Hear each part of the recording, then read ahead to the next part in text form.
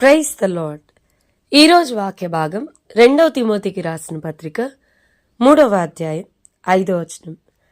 పైకి భక్తి గలవారి వలె ఉండి దాని శక్తిని ఆశ్రయించని వారునై ఉందురు, ఇట్టి వారికి విముఖుడవై ఉండుము. ఈరోజు ఈ వాక్య భాగం ద్వారా దేవుడు మనతో మాట్లాడుతూ ఉన్నారు.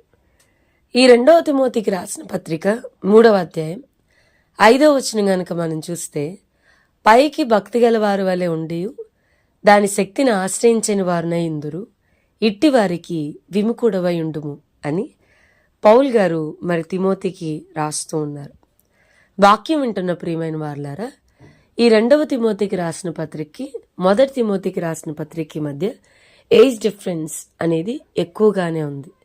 2వ తిమోతికి రాసిన పత్రిక పౌల్ గారు చెరసాల్లో ఉండి, పౌల్ గారు మరి మరణించకముందు, చనిపోకముందు ఈ 2వ తిమోతికి రాసిన పత్రికను తన ప్రియమైన కుమారుడగు తిమోతికి రాసినట్టుగా మనం గమనించవచ్చు.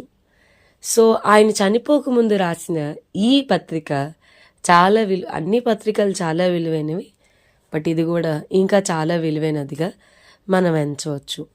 ఈ 2వ తిమోతికి రాసిన పత్రిక 3వ అధ్యాయం 5వ వచనంలో పౌల్ గారు చాలా స్పెసిఫిక్గా చెప్తూ చర్చికొచ్చే వాళ్ళతో జాగ్రత్త అని రాశాడు తిమోతికి.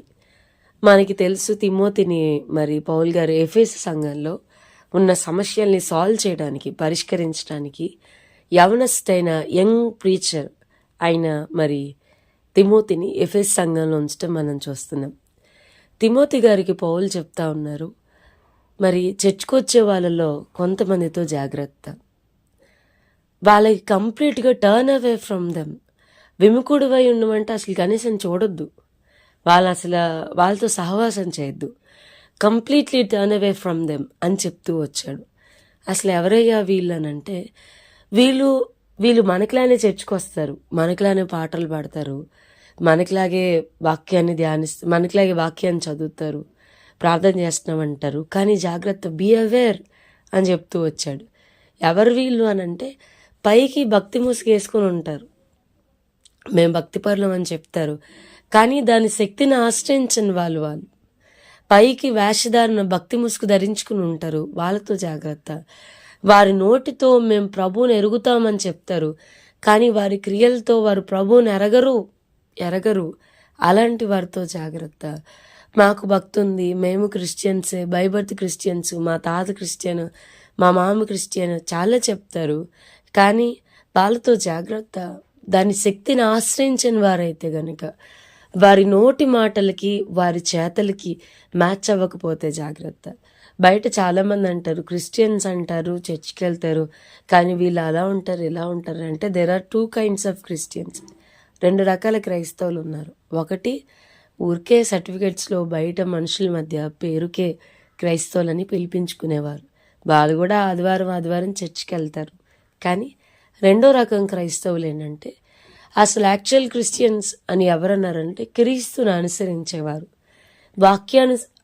అనుసరించి వాక్యానుసారంగా వాళ్ళ జీవితాల్ని కట్టుకునేవారు.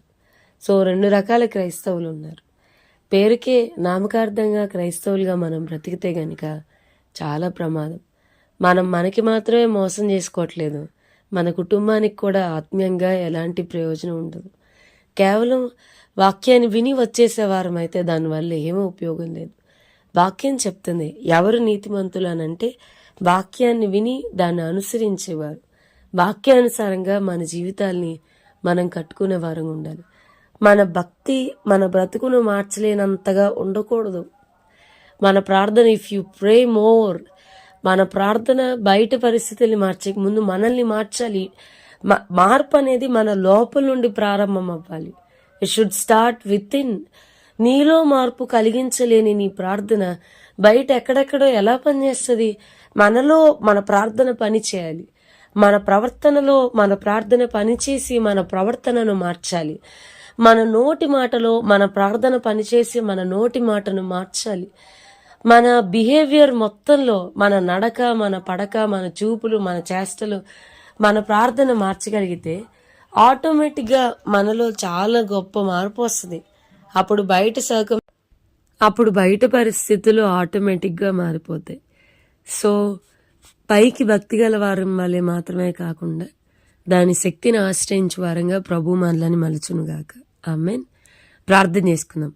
ప్రభు, ఈరోజు వాక్య భాగం ద్వారా మీరు మాతో మాట్లాడినందుకు వందనాలు. వాక్యం విన్న మా ప్రియులైన వారిని అందరినీ దీవించి ఆశీర్వదించమని యేసునామంన అడిగి వేడుకొంచున్నాం తండ్రి. ఆమేన్. God bless you and have a blessed day.